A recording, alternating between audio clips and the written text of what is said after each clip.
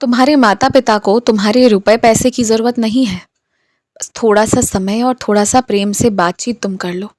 इसी बात की ज़रूरत है और बस यही करो और कुछ नहीं। मुझे ना तुम पर बहुत दया आती है। तुम जब सोते हो ऐसे थक कर ऐसे आंख बंद करके सोते हो कि मैं क्या कहूँ। मैं ऐसा महसूस कर रहा हूँ कि तुम सोते भी हो फिर भी एक बेचैनी है। सोकर उठते हो फिर से सोने को तैयार रहते हो। जब इस हफ्ते छुट्टी आए ना तो पूरे दिन अपना सारा सब कुछ अलग रखकर पहले सो लेना। अपनी नींद पूरी करना। जब तक तुम नींद पूरी नहीं करोगे तुम कहीं काम भी अच्छे से नहीं कर सकते। ये भी एक बहुत बड़ी बात है और जान लो इसे। और तुम जहाँ दफ्तर में जाते हो ना वहाँ भी बहुत समय तुम्हें मिलता है। बहुत समय तुम्हारा बर्बाद होता है बल्कि। तो वो भी एक जगह है, वो भी एक चीज़ देख लो और वो बर्बादी होने से भी रोक लो। कुछ चीज़ें जो तुम घर आकर करने का सोचते हो ना वो तुम वहीं पर ख़त्म करके आया करो और अपनी नींद अच्छे से पूरी करो। और मेरे जिन बच्चों को नींद की समस्या है, जिन्हें नींद नहीं आती है विशेषकर, मैं अपने उन बच्चों से कहना चाहता हूँ कि तुम जो ये सोचते हो कि मैं दवाई खा लूँगा, ये कर लूँगा, वो कर लूँगा, ठीक है। अगर सच में मामला वैसा रहा कि दवाई खाने की आवश्यकता पड़ी तो ज़रूर जाना, परामर्श लेना, अपने आप को ठीक करा लेना। पर उसके पहले एक बार प्रयत्न तो कर लो। तुम रात को बहुत सोचते हो, बहुत नकारात्मक चीज़ों के बारे में सोचते हो। तुम दो अलग अलग लोगों के बारे में जबरन रिश्ते निकालने की कोशिश करते हो और फिर तुम ज़बरदस्ती अपने आप को ये समझाने की कोशिश करते हो कि लोग तुम्हारे साथ बुरा बर्ताव कर रहे हैं, जबकि ऐसी कोई बात नहीं होती। तो ये सब कुछ तुम्हारी तरफ से बहुत गलत है, बहुत गड़बड़ है। ये सारी चीज़ें ना तुम्हारे नींद नहीं आने का बहुत बड़ा कारण है। और एक बात मान कर चलो कि जो पहले तुमसे हो गया ना वो अब हो गया, उसे अब तुम नहीं बदल सकते हो। पाप था, पुण्य था, जो भी था, जो हो गया वो हो गया है। अब उस पर चिंतन करने से कोई फायदा नहीं है।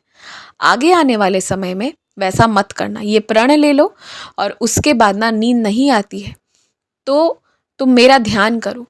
तुम जो सुबह मेरी शिरडी के दर्शन पाते हो ना चित्र के रूप में, उस एक रूप में मेरा ध्यान करो। मैंने कैसा मुकुट पहना था वो ध्यान बस करते रहो। मेरे चेहरे का थोड़ी देर ध्यान करो। देखो तुम्हें कितनी अच्छी नींद आएगी। तुम्हारे अंदर कोई समस्या नहीं है, तुम रोगी नहीं हो, तुम बिल्कुल ठीक हो। बस तुम समझते नहीं हो, तुम गड़बड़ कर जाते हो अत्यधिक सोचकर। तुमने जिसकी मान का बहुत ख्याल करके अपनी बेइज्जती सहकर भी जो काम किया है ना उसकी शाबाशी मिलेगी। और एक बात सुनो, ये जो कहा जाता है ना कि जब कोई तुम्हारा दिल बहुत तोड़े, बहुत दुखाए, तो उससे बुरा बोलने की बजाय ना, उसके लिए बुरा बोलने की बजाय उसकी बातें मेरे ऊपर छोड़ दो तो मैं देख लूँगा। तो ये बहुत सही बात है। अगर तुम अपने मन से श्राप देते रहोगे ऐसा होगा वैसा होगा तो कुछ नहीं होगा सामने वाले को।